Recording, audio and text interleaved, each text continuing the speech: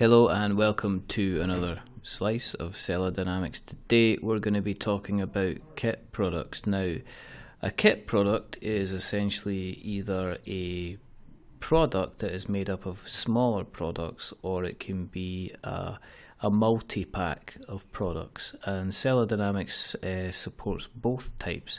So what I'm going to do today is I'm going to show you how we go ahead and we create a kit product. So we're going to go into stock. We're going to go into products, and then we're going to go and we're going to create a new product. So today we are going to create a multi-pack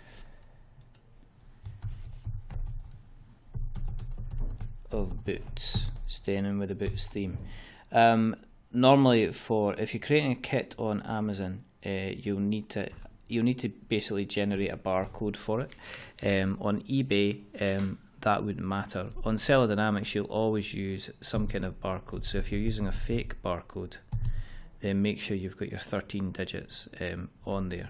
You won't need to worry about if it's a parent SKU. You won't have to worry about a flag, but let's put one in because we're going to call this a boots because it's from the boots collection. And then what we're going to do is we're going to get onto stock. Now, as you can see, we have got our condition, we have got our SKU, so we are going to call this KT for kit. Cowboy boots 1. We're going to enter a stock location because we can. So we're going to put this in Bay 10.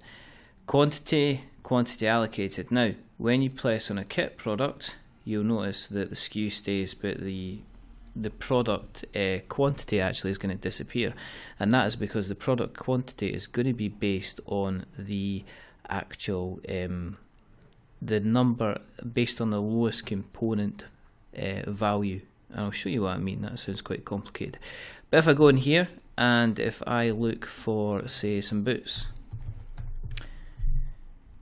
so we've got some football boots, we've got some leather boots. So if I was wanting to make a kit bundle up of a size 12, of a size 10, and also a size 9,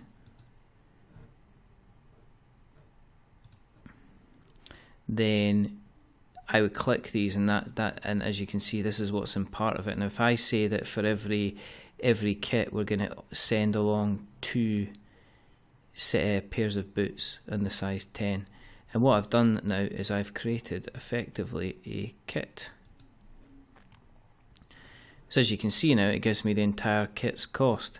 It also tells me the number of kits that are available, because what we're going to do is we're going to base the number of kits available on the size 12. We've only got 15 of these available, even though we've got 222 of the size 10s and 187 of the size 9s. We're going to take the kits available from the lowest value, which is the 15. Okay, now I can then go ahead and if I want to go in and add these kits to different products, so I can then fill in the details that I want to for eBay, and then when I complete this information, then what will happen is it will send it up to eBay and it'll list it as a normal product, and we can contain all the information within there.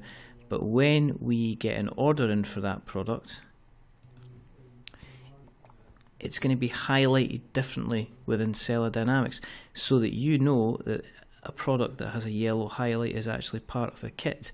Now what Seller Dynamics will do, and here we've got another one here, what Seller Dynamics will do is when we pick up the fact that a product is part of a kit product, you will have the ability when you print out the shipping note for that product, it will actually break down the items which are involved in that particular kit.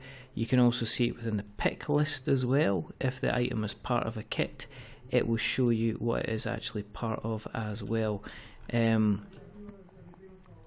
And that is how pretty much our kits will on Seller Dynamics. As per normal, if you've watched this video and you're on Seller Dynamics and you've got any questions about what you've seen, drop down the bottom, leave a message, or speak to somebody on live chat, or go into the support ticket system, and we will be more than happy to help you there. But this is another slice of Seller Dynamics, and until the next time, bye bye.